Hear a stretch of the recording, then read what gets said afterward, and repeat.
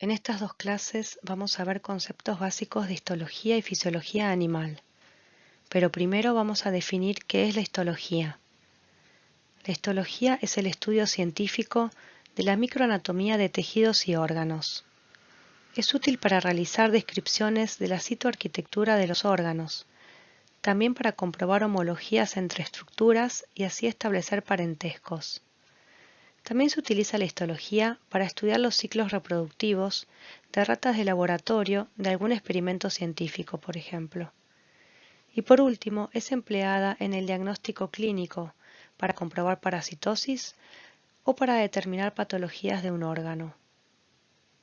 Para todos estos estudios se realizan una serie de técnicas histológicas. Para comenzar, y una vez elegido el órgano a estudiar, lo primero que se debe realizar es la fijación del órgano. ¿Y en qué consiste la fijación? La fijación preserva las estructuras lo más parecidas a cuando estaban en el animal. De este modo, se evita la putrefacción por microorganismos como hongos y bacterias, y la autólisis, que es la autodegradación. El fijador universal es el formol y se lo utiliza al 10%, 10 mililitros de formol comercial más 90 mililitros de agua destilada. Existen además mezclas fijadoras como el líquido de Buen, que contiene formol, ácido pícrico y ácido acético. Cada componente le aportará un beneficio a la fijación. El tiempo de fijación depende del fijador utilizado. El formol requiere 48 horas. También puede quedar indefinidamente allí, ya que además de fijador es conservador. Para el Buen, el tiempo óptimo es de 18 horas. Algunos fijadores requieren el lavado posterior con agua destilada, como es el caso del formol. Otros, se pasa directamente a alcohol 70. Esto sucede cuando utilizamos el líquido de Buen. Luego se continúa la deshidratación del órgano o de una parte del órgano en alcoholes de gradación creciente. ¿Cómo se preparan estos alcoholes? Para alcohol 70 se colocan 70 mililitros de alcohol 96, que es el de farmacia, y se le agregan 26 mililitros de agua destilada, es decir, lo llevo a un volumen final de 96 mililitros. Si quiero preparar alcohol 90, coloco 90 mililitros de alcohol 96 y le agrego 6 mililitros de agua destilada. Una vez que pasé la porción del órgano por los distintos alcoholes y llegué al alcohol 96, lo sumerjo en alcohol 100 o alcohol absoluto y luego en un solvente orgánico como benzol o silol. Este paso de aclaración permitirá la impregnación o entrada del soporte utilizado, que comúnmente es la parafina, que me permitirá el armado del taco. La parafina es sólida a temperatura ambiente y se funde a 60 grados centígrados, por eso debo derretirla primero.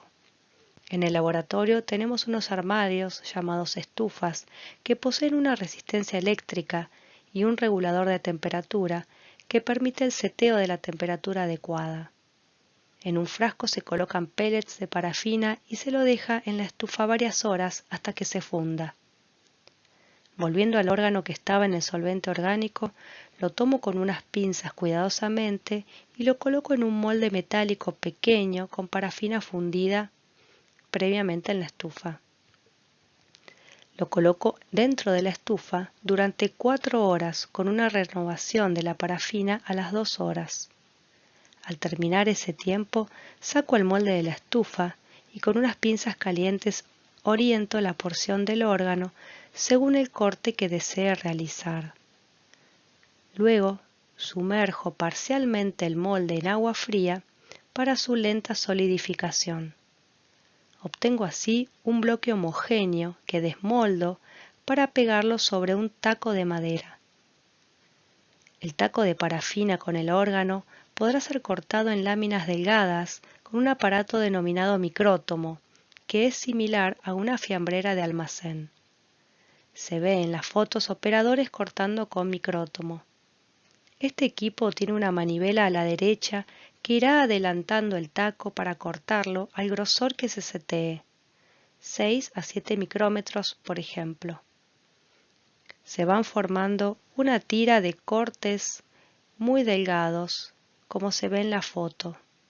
Estos cortes se levantan, se estiran en agua tibia y luego se recogen con un portaobjetos que tiene un pegamento especial, como puede ser gelatina o clara de huevo y glicerina.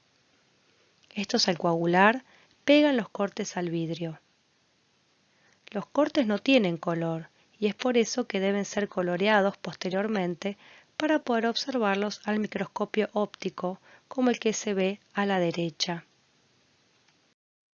Existen varias técnicas de coloración. Hay libros como el Bancroft o el Martoja con recetas y aplicaciones de diversas técnicas.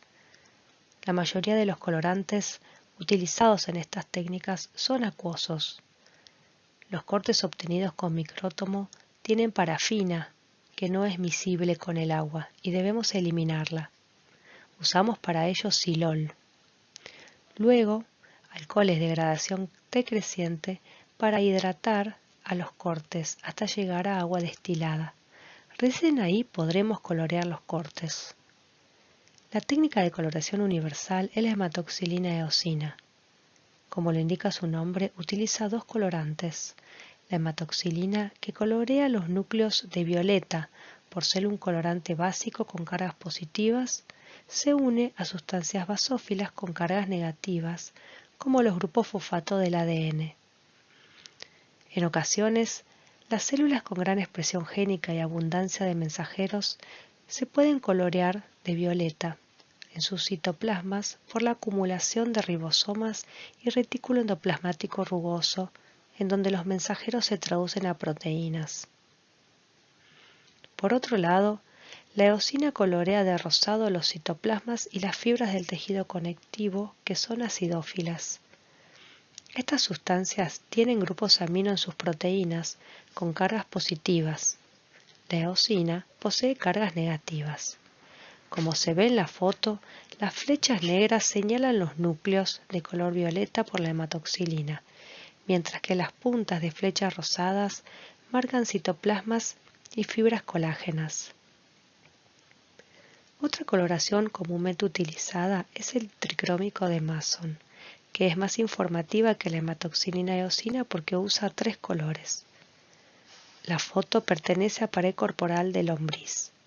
Se ven núcleos violetas, coloreados con hematoxilina, citoplasmas rosados, como los de las células epidérmicas, o rojizos, como los de las células musculares, coloreados con fucsina, y fibras colágenas y mucus coloreado de azul con azul de anilina. Otra técnica más sofisticada, muy útil en investigación, es la inmunomarcación, que aprovecha las propiedades de los anticuerpos de unirse con gran especificidad a determinados epítopes proteicos. Estos anticuerpos pueden estar ligados a moléculas fluorescentes, como en la inmunofluorescencia, o a enzimas. En el primer caso, la marca se detecta con un microscopio de fluorescencia. En el segundo caso, se deberá realizar una reacción que dé color.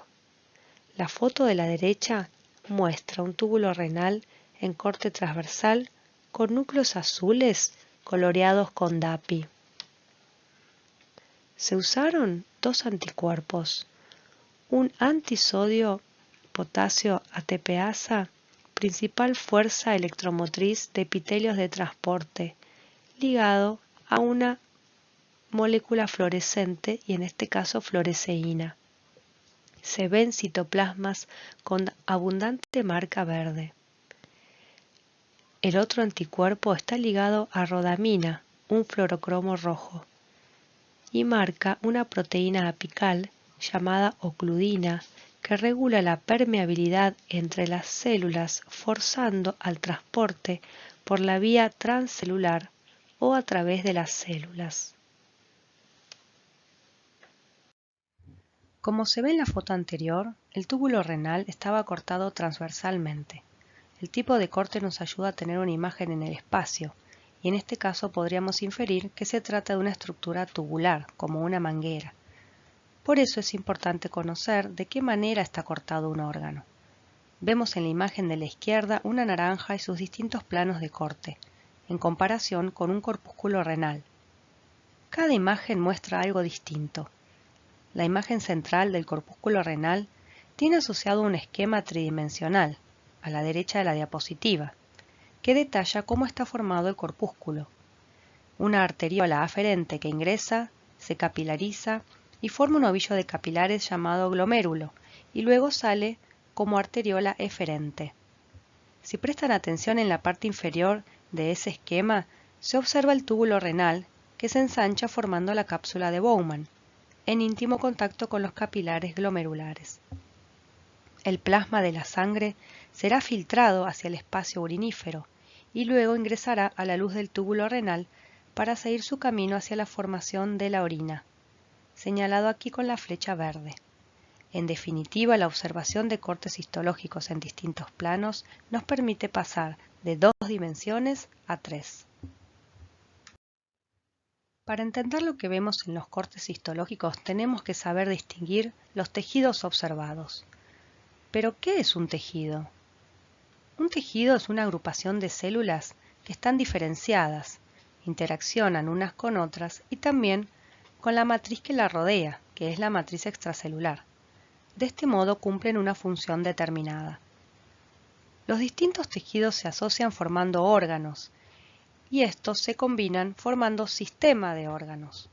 Por ejemplo, el tejido epitelial con el tejido conectivo y el muscular se asocian formando el intestino. Este se combina con el estómago, esófago y glándulas digestivas para formar el sistema digestivo. Como pueden ver, hay distintos niveles de organización. Cuando uno comprende dicha organización, comenzando desde la forma de las células, se puede deducir la función que cumplen, y ahí entra en juego la fisiología. ¿Qué es entonces la fisiología? La fisiología es el estudio científico del funcionamiento de un ser vivo a distintos niveles de organización. Con esta diapositiva se resume la interrelación entre estructura y función, teniendo en cuenta los mecanismos que ocurren. Por ejemplo, una célula intestinal tiene forma cilíndrica, con un lado apical muy plegado, que se encarga del mecanismo de transporte de sustancias. Cumple entonces la función de absorción de nutrientes. Dichos nutrientes serán luego llevados a otros tejidos por vasos sanguíneos. La fisiología animal es una ciencia integral que junta las funciones animales y crea una imagen que explica cómo opera ese animal en su ambiente. Un fisiólogo animal es un investigador que diseña experimentos para probar hipótesis sobre el funcionamiento de un animal o de sus partes en un ambiente determinado.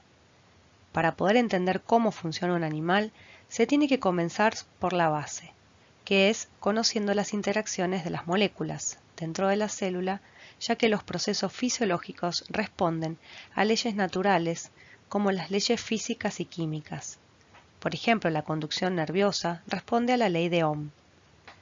Por eso, para entender cómo funciona una célula, debo estudiar los procesos moleculares y celulares de control y regulación y así ir escalando en los distintos niveles de organización hasta llegar al individuo. Esos mecanismos de control permiten mantener constante la composición interna de un animal. A esto lo llamamos homeostasis. Por ejemplo, el control de la temperatura corporal o termorregulación requiere un control cerebral que maneje información interna y externa e influya sobre el calor metabólico de los tejidos activos, el transporte de calor por vasos sanguíneos, la transpiración y la piloerección. No todos los animales tienen esta capacidad. Las aves y los mamíferos son claros ejemplos de animales termorreguladores, cuyo hipotálamo en el encéfalo funciona como el termostato de una estufa. ¿Pero todos los animales regulan? La respuesta es no. En la categoría reguladores se ubican los animales que mediante mecanismos fisiológicos y o comportamentales regulan su medio interno a pesar de las variaciones ambientales, manteniendo su homeostasis. Este es el caso de los mamíferos o aves que regulan la temperatura a aproximadamente 36,5 grados. o de los cangrejos de estuario, como los de San Clemente del Tuyú, que regulan su concentración iónica interna frente a cambios en la externa. Estos cangrejos ionorregulan en agua salobre, en mar y en agua dulce. En la otra categoría, la de los conformadores, no hay regulación u homeostasis, es decir, que los cambios corporales internos van en paralelo a los externos. Es el caso de la estrella de mar, que es exclusivamente marina. Si artificialmente la coloco en agua dulce, perderá sus iones y se hinchará de agua, sin poder compensarlo. Si la coloco en agua salobre, podrá vivir, pero su concentración iónica interna se igualará a la externa. Sucede lo mismo con la lombriz y el oxígeno ambiental. Debajo se ven dos gráficos que representan en el eje Y la variación de una variable interna y en el eje X la variable ambiental. Los reguladores poseen una zona de estabilidad, mirar la parte horizontal de la línea verde, en donde se mantiene constante el valor de la variable interna. En cambio, para los conformadores, cambios en los valores de la variable externa provocan cambios en los valores de la variable interna. Como mencioné antes, la histología y la fisiología van de la mano. Conozco la estructura y deduzco la función. Para entender la estructura tisular, debemos poder reconocer los distintos tejidos animales y sus características. Vamos a ver 5 tejidos básicos, que son el tejido epitelial, el conectivo, el muscular, el nervioso y el sanguíneo. En los libros van a encontrar que el tejido sanguíneo está dentro de los tejidos conectivos. Sin embargo, no posee las características típicas de tejido conectivo. Cuando veamos tejido sanguíneo se darán cuenta de dónde se originan sus células, que no es a partir de mesénquima como el tejido conectivo. También van a ver que no posee fibras conectivas y que la matriz extracelular o plasma proviene del hígado. Pero ¿de dónde se originan los distintos tejidos? Para responder, tenemos que remontarnos al origen de un animal, que comienza con la fecundación. En ese momento, la cigota, o la única etapa unicelular, se multiplicará por mitosis durante el desarrollo embrionario en la etapa de segmentación, dando así un organismo multicelular. ¿Nunca se preguntaron cómo es que de una sola célula se forman muchas que contienen el mismo ADN, pero que se diferencian en algún momento del desarrollo, dando células distintas? ¿Qué las hace diferentes si contienen la misma información genética? La respuesta está en la expresión de los genes, que difiere según el tipo celular. Por ejemplo, una célula muscular expresará actina y miosina en abundancia, que son las proteínas responsables de la contracción muscular, mientras que una célula nerviosa expresará microtúbulos y neurotransmisores que participarán en la función nerviosa. En la embriogénesis de un mamífero, por ejemplo, las múltiples células se reordenan en capas llamadas capas germinales.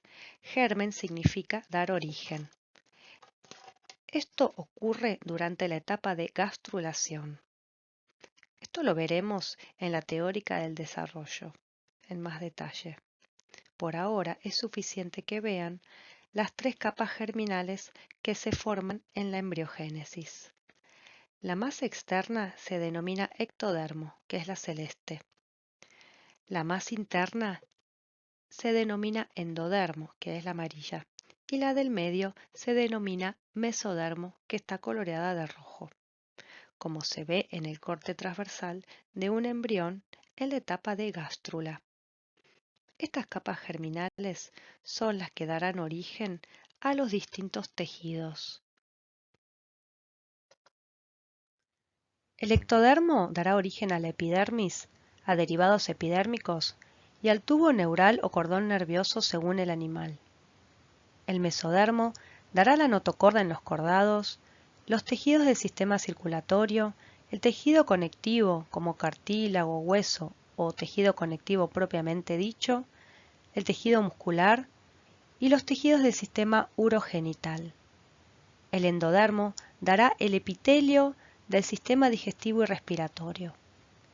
Además de estas 3 capas germinales típicas de animales triblásticos, en los vertebrados aparece una 4ª capa germinal formada por células de la cresta neural, que dará origen a células pigmentarias que le dan color a la piel, células del sistema nervioso periférico como las células de Schwann, cráneo y odontoblastos que son precursoras de los dientes, entre otros. Una vez que se forman los tejidos, estos se asocian formando órganos. Por ejemplo, el intestino posee un epitelio absortivo que junto al tejido conectivo subyacente forman la mucosa intestinal.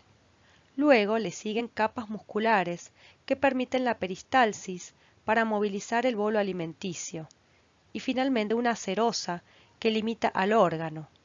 También tendrá tejido nervioso que controle los movimientos de este órgano y las secreciones glandulares. El primer tejido que voy a explicar es el tejido epitelial, que posee determinadas características, como estar conformado por células contiguas, unidas y ancladas a una membrana basal. Esta membrana basal funciona como un soporte para el tejido epitelial. El epitelio posee una superficie apical libre y hay diferencia morfofuncional entre los lados o dominios apical, basal y lateral. Cada célula está rodeada por poca matriz. Entre las células no hay irrigación, es decir, no hay vasos sanguíneos, y es por eso que el tejido epitelial está siempre asociado a un tejido conectivo separados por la membrana basal. Dependiendo de su ubicación, el tejido epitelial puede tener origen ectodérmico, como la epidermis o el epitelio de la boca, mesodérmico, como el epitelio de los túbulos renales, o endodérmico, como el epitelio del estómago o del intestino. El tejido epitelial se clasifica en 3 grupos. El primero, el epitelio de revestimiento, como el que recubre la superficie de un animal o las cavidades internas. El segundo, el epitelio sensorial, que tiene la capacidad de recibir estímulos y transmitirlos, como el epitelio de las papilas gustativas, las células del oído interno, las células olfativas o las células que forman la retina en el ojo. Y tercero, el epitelio glandular, que es el que forma las glándulas endócrinas, cuya secreción se vuelca a vasos sanguíneos, como la glándula tiroides, o glándulas exócrinas, cuya secreción va por conductos, como las glándulas salivales. Como mencioné, las células poseen lados o dominios y estos tienen determinadas especializaciones. En el caso del dominio apical, una especialización observada al microscopio óptico es la chapa estriada, que se ve como un borde rosado en el lado apical, que es el que da hacia la luz, marcado aquí con una flecha azul. En la foto de la izquierda se observa una porción de la mucosa intestinal formada por el epitelio y el tejido conectivo subyacente. Si pudiéramos observar las células intestinales con microscopía electrónica de transmisión, o MET, veríamos que la chapa estriada corresponde a un plegamiento de la membrana apical, o microvellosidades. Ver la foto blanco y negro. Estas microvellosidades no son móviles, pero tienen proteínas de soporte, como actina, miosina y bilina. El intestino delgado no es el único órgano que posee microvellosidades.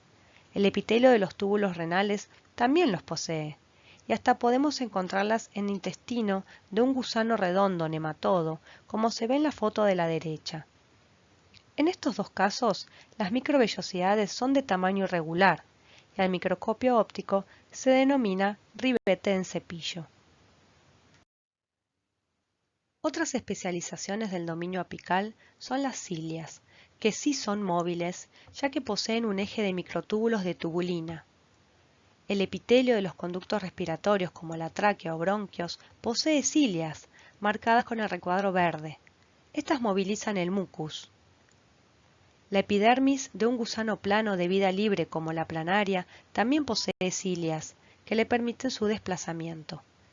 La foto central corresponde a cilias observadas al microscopio electrónico. Las especializaciones presentes en el dominio lateral son los complejos de unión o uniones intercelulares formadas por proteínas transmembrana y proteínas del citoesqueleto responsables de la unión entre las células. Estos complejos de unión forman zónulas o bandas y máculas o manchas. Seguramente las habrán escuchado. Zónulas occludens o tight junctions, que establecen una unión estrecha e impermeable entre células, y zónulas adherens, que mantienen a las células adheridas. Dentro de las máculas están los desmosomas, como puntos focales de unión, y las gap junctions o nexus, que favorecen el intercambio de moléculas pequeñas. En una célula absortiva del intestino están la mayoría de estas uniones, ver esquema, y son las zonas occludens las que forman una barrera impermeable por la vía paracelular, forzando el transporte de nutrientes por la vía transcelular. A la derecha se muestra una foto de epidermis de sapo. La capa media posee células con interdigitaciones de membrana en donde se ubican los desmosomas, que refuerzan la unión intercelular esencial para una barrera protectora como es la piel. De los tres tipos de tejido epitelial de revestimiento sensorial y glandular, vamos a ver en detalle al primero. Este se lo clasifica por la cantidad de capas y por la forma de las células. Si posee una sola capa de células, se lo llama simple. Si además las células epiteliales son aplanadas, el nombre es simple plano. Si las células son cúbicas, es simple cúbico, y si son células columnares o cilíndricas, es simple cilíndrico. La foto de arriba muestra un epitelio simple cilíndrico de oviducto de caracol marino. Si en cambio hay numerosas capas de células, el epitelio es estratificado. La capa más externa le dará el nombre. En la foto del medio se ven núcleos aplanados sobre un fondo amarillento anaranjado, entonces el epitelio es estratificado plano. Este es el caso de esófago de conejo. Vean que la capa más basal posee numerosas células con núcleos cilíndricos dispuestos unos al lado de otro, y es la única capa que está en contacto con la membrana basal. La capa media posee células con núcleos esféricos. Los conductos de algunas glándulas poseen epitelio estratificado cúbico. El último tipo es el epitelio pseudoestratificado. Pseudo significa falso. Es un estratificado falso porque si bien se ven núcleos a distintas alturas, todas las células contactan con la membrana basal, que es la línea rosa del esquema, aunque no todas las células contactan con la superficie. Este tipo de epitelio es el que posee la tráquea o bronquios. Otra clasificación del epitelio de revestimiento se basa en su ubicación. Llamamos epidermis al tejido epitelial de la superficie de un animal y es siempre de origen ectodérmico. Llamamos epitelio cuando nos referimos al epitelio de la boca, de origen ectodérmico, o al epitelio del túbulo renal, de origen mesodérmico, o al epitelio intestinal, de origen endodérmico. Endotelio es el nombre específico para el tejido epitelial de vasos sanguíneos y linfáticos. Y mesotelio es el tejido epitelial que tapiza cavidades, como la cavidad pleural, que rodea los pulmones, peritoneal, que rodea las vísceras, y pericárdica, que rodea el corazón. Es importante recordar que el tejido epitelial está siempre asociado a un tejido conectivo, y estas asociaciones tienen nombre. Por ejemplo, la asociación entre la epidermis y la dermis es la piel o tegumento. La asociación entre el epitelio y la lámina propia es la mucosa, mucosa bucal, mucosa gástrica, mucosa intestinal o mucosa vaginal. Endotelio más tejido conectivo da la íntima y mesotelio más su tejido conectivo da la serosa. Ejemplos de serosa son pleura, peritoneo y pericardio. Vamos a ver fotos para que aprendan a observar distintos tejidos epiteliales. Vamos a comenzar con epitelios estratificados. Recuerden que son los que tienen varios estratos o capas. Estos se dividen en secos o húmedos. Los secos son queratinizados o cornificados porque poseen una capa superficial córnea anuclear, debido a la gran producción de queratina. La queratina es una proteína muy abundante en uñas y pelo. Estos epitelios descaman queratina, señalada como esferas amarillas en el esquema. Es el caso de la epidermis. Esta queratina impermeabiliza al tejido epitelial, brindándole protección. Por el contrario, los epitelios húmedos no producen queratina, o sea, no poseen capa córnea. Las células superficiales poseen núcleos planos. Donde observamos epitelios húmedos es, por ejemplo, en el carrillo de la boca. El esquema muestra una célula plana sin queratina. Independientemente si el epitelio fabrica o no queratina, van a renovarse, desprendiéndose de las capas superficiales o de escamante y reponiendo las capas a partir de la capa basal, que es la mitótica. Se puede realizar una práctica sencilla para observar la capa de escamante del epitelio húmedo no queratinizado de la boca. Esto se hace raspando con una espátula plástica desinfectada con alcohol 70 el carrillo de la boca, la parte interna del cachete. Esparzo el raspado sobre un portaobjetos limpio y lo coloreo con azul de metileno. Coloco un cubreobjetos y lo observo al microscopio óptico. ¿Qué veo? Puedo ver conjunto de células o células planas aisladas de la última capa del epitelio estratificado de la boca, como muestra la imagen de la derecha tomada a 400 por. Esta célula posee un núcleo pequeño, oscuro o picnótico, e inclusiones citoplasmáticas que corresponden a organelas. También se pueden llegar a observar bacterias típicas de la boca, como bastones celestes brillantes. La foto de la izquierda muestra el epitelio de donde provinieron esas células planas, a un aumento de 40 por. En esta diapositiva se comparan las mucosas esofágicas de conejo y humana. La de conejo está coloreada con tricrómico de Mason y la humana con hematoxilina eosina. Los corchetes superiores marcan el epitelio estratificado plano. Uno es queratinizado y el otro no. Para poder distinguirlos hay que observar cuál posee una capa superficial sin núcleos y con queratina, coloreada de amarillo por la acidofilia. Debajo del epitelio hay tejido conectivo llamado en este caso lámina propia. Recuerden que la asociación del epitelio más la lámina propia daba la mucosa. La lámina propia posee vasos sanguíneos que nutrirán al epitelio.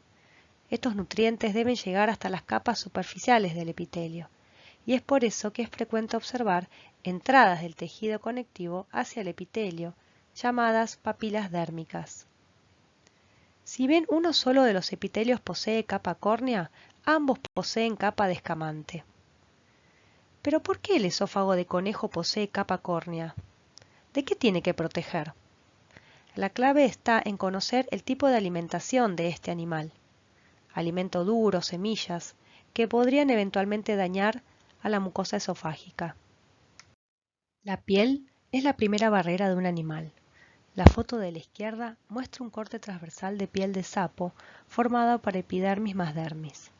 La epidermis es delgada en este caso, con poca queratina. Posee un gran número de papilas dérmicas y también glándulas exócrinas que, dependiendo del anfibio, secretarán sustancias de defensa o de comunicación. La piel de sapo, además de protegerlo, le permite complementar la captación de oxígeno del pulmón y también la absorción de iones. La foto de abajo, a la izquierda, muestra un detalle de una papila dérmica con un vaso sanguíneo. Observen los glóbulos rojos nucleados. La epidermis posee una capa basal de células cilíndricas, una capa media de células poliédricas y una capa superficial de células planas con una delgada capa córnea. La foto de la derecha muestra una glándula mucosa exócrina. Se ven mucocitos con secreción celeste en la porción secretora de la glándula, una luz y un conducto que permite el volcado de la secreción al exterior. En esta foto el conducto aparenta cerrado, pero es por la altura del corte. Observen el color de las células del conducto, que es igual al de las células epidérmicas. La glándula, si bien está hundida en la dermis, es de origen epitelial, ectodérmico en este caso. En la dermis hay unas células llamadas melanocitos que fabrican melanina, entre otros pigmentos, que le da color a la piel. La piel humana es mucho más gruesa que la de sapo. Se pueden ver en el esquema los distintos estratos. El estrato basal, apoyado sobre la membrana basal, está formado por células cilíndricas. Es el estrato proliferativo o mitótico. El estrato espinoso tiene su nombre por la abundancia en los desmosomas. El estrato granuloso posee gránulos basófilos por la gran cantidad de ribosomas que permiten la expresión de queratina. El estrato córneo posee células muertas sin núcleo, pero con una abundante queratina. Este es el que se descama.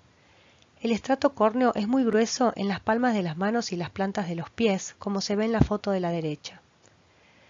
Debajo de la membrana basal está la dermis, con un estrato laxo o papilar y un estrato denso con muchas fibras de tejido conectivo.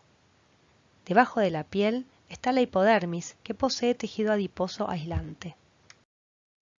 Y para terminar, estas últimas diapositivas las vamos a dedicar a epitelios simples. La primera foto corresponde a un capilar sanguíneo cuya íntima está formada por un endotelio simple plano. Se ven dos núcleos en la micrografía electrónica. La delgadez de este epitelio facilitará la difusión de gases, nutrientes y desechos entre la sangre y los tejidos circundantes. La foto de tiroides muestra un folículo con gran contenido proteico. Son precursores de hormonas tiroideas sintetizados y acumulados dentro de los folículos. Como se ve, cada folículo está formado por un epitelio simple cúbico. La última foto pertenece a epidermis de un platihelminto de vida libre como la planaria. Fíjense que esta epidermis celular está formada por células cilíndricas ciliadas. Se ven sus núcleos ovoides. Entre las células epidérmicas hay células mucosas. Hasta aquí vimos que la epidermis en muchos animales está formada por células contiguas independientes, pero unidas por uniones intercelulares. Los invertebrados poseen epidermis simple, nunca estratificada como la de los vertebrados. Y algunos invertebrados la epidermis está formada por un epitelio sincicial. Un sincicio es un continuo de células sin membrana celular que las separe. Los gusanos planos parásitos del grupo de los platihelmintes poseen este tipo de epidermis, llamada neodermis.